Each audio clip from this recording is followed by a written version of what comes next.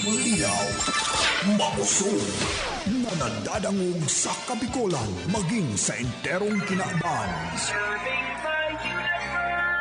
Ini ang 97.5 Bangon OK FM. 97.5 OK FM. Gusto ko, okay ka. Nagantabi ka mo sa OKFM, miyembro ka na KBP, kapisana ng mga broadcaster ng Pilipinas. 38 minutos pasado alas 6 ng aga. Talaga? Totoo? Totoo ba ang chismis? Ang orihinal na intrigero, asin chismoso sa radyo. Puro chismis, walang bintis. Si David Giuliano, nagbabalik sa programang Chismis is My Business. Uy, ano? May bagong chismis tungkol sa'yo. Maray na aga, uya enutan headlines, kasatuay mga chismis. Sarong mayor sa probinsya ng Camarines Sur, kumpirmadong iyoan ka inut-inuting nagpatudok ng bakuna kontra COVID-19 na duman sa Binondo sa Chinatown sa Manila. Sa sarupang headline niya na pagkaga, taga-radyo, dahil mo na makapuli sa senang harong. Pagkatapos na ang sayang narsibing 13-month pay, madawg sa e-games dyan sa magsaysay. Iyan ang headlines kasi ito yung mga chismis at yan ang detalye. Itiisin, malaman lang kung totoo ba ang chismis. Halina't magsama-sama sa pagbibigay ng saya. Sa araw ni Jesus ngayong Pasko, magmahalan tayo.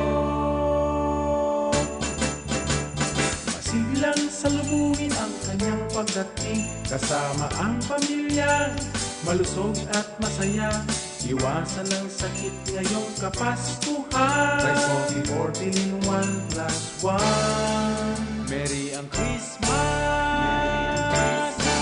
Pagmalusog ang pamilya.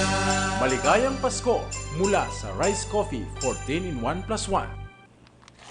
Mula na naman sa Rice Brand, narito ang pinakabago, pinakamagaling, Rise Extreme Herbal Juice. Ang juice na punong-puno ng sustansya. Very affordable pa. 25 na sari-saring prutas at herbal extracts na siniksik sa isang inumin para makatulong magpalakas ng ating katawan. Spirulina, barley grass, buwa mera, aloe vera extract, guyabano, grapeseed, acai berry extract, dragon fruit, mangosteen at iba pang bigating ingredients. 25 fruits and herbs lahat-lahat ang laman ng Rise Extreme Herbal Juice. Kaya kung magjujuice ka rin lang naman, dito ka na sa Rise Extreme Herbal Juice. Tamang-tama ang lasa, kitang-kita ang bisa. Rise Extreme Herbal Juice. Subukan na. Mabibili sa mga butika, pharmacy at drugstore sa inyong lugar. Okay FM. Gusto ko, okay ka.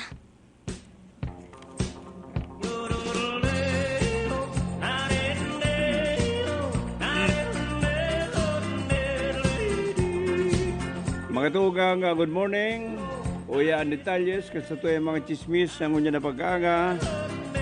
Sarong mayor sa probinsya ng Camarines Sur na kumpirmadong kainut-inuting nagpatudok ng bakuna kontra COVID-19 kan nakaaging simana. Ang mayor interong takot na magparapasiring sa mga mataong lugar tatibad siya maulakitan ng virus. Kung kaya inipirmisa ng yaon sa laugan harong. Kung yaon man sa sayang opisina, sinasaraduhan ang sayang opisina. Dahil nagapara ako ng mga bisita, tatibad, at mga ini, may dardarang virus. Napipitiw na siya kan-araw ng sitwasyon. Dahil siya makapasiring sa mga mataong lugar. Dahil siya makatindir kan mga tiripon sa barangay. Dahil siya makatartambay magkapi-kapi sa SM. Tatakot nga ning maulakitan kan sinambit ng virus. Kan maaramang kaning duman sa Binondo sa Chinatown sa Manila. Igwa duman ning patagong turdukan kan sinambit ng bakuna. Ini patuyatoy na nagapasiring duman. Pag abot kayo ni sa Binondo, Manila, Pila-pila ang mga nagkapaturdok, kadaklan mga politisyan, mga tawahan ka na militar, mga taga-syubi sa sinigwaman ng taga-media. Patagusan na sinambitang turdukan, ninulita ang bakuna kontra COVID-19, dahil pa man pinagdideklarang legal digdi sa Pilipinas, kan Food and Drug Administration. Sikun sa mayor, sa kandidat sa nang 35,000, iiniksyonan ka na sinambitang bakuna. Si mayor mo niyan, siginan yaba-yaba sa mga taong lugar, ninulita dahil natakot na maulakitan ka na sinambit ng virus. Si Mayor Bistadong Maray, ninulita number 1 na balingbing sa masangling eleksyon na dahil na siya mga kandidatong mayor, imbis mga kandidato na sana siyang vice mayor. Taan na vice mayor na nakatukaw na kaalyado niya, iyo ang mga kandidatong mayor sa Sarondakulang Banuan sa probinsya ng Camarines Sur. Sa saropang chismis sa ngunya na aga, sarong bistadong taga-radyo anday mo na makauli. Pagkatapos na uday mo na makauli sa sinang harong, pagkatapos na maipadaog kayo ni anar sibing 13-month pay sa E-Games dyan sa Magsaysay. Ang taga-radyo nagatrabaho sa sarong dakulang radio station na inot na waras ka na sinambit ng biyaya para man sa ilang mga empleados. Pagkaresibi ka na sinambit ng kwarta, daling inapunan ng sayang misis na mga bandang alas 5 ng hapon magbulos na. Iibaan sa indang duwang makwapo, ninulitas sinda makakana dyan sa McDo.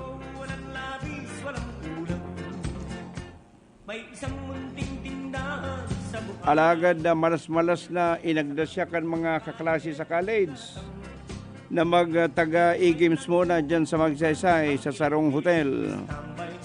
Sinabi kayo ni na dahil siya pamilyar ka na sinambit ng sugal.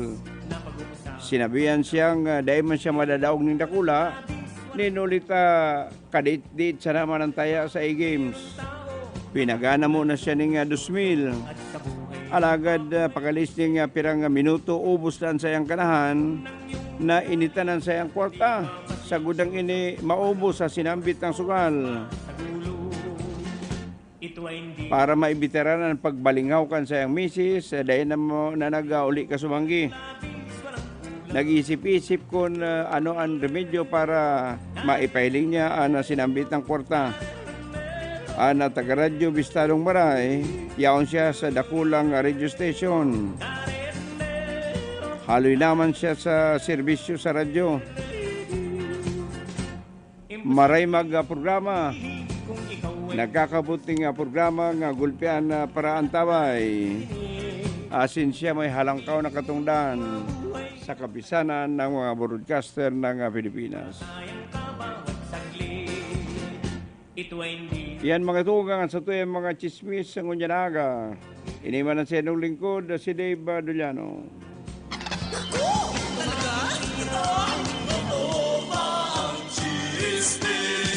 Ang original na intrigero asin chismoso sa radyo. Puro chismis, walang bintis. Si David Duliano nagbabalik sa programang Chismis is My Business. Uy, ano?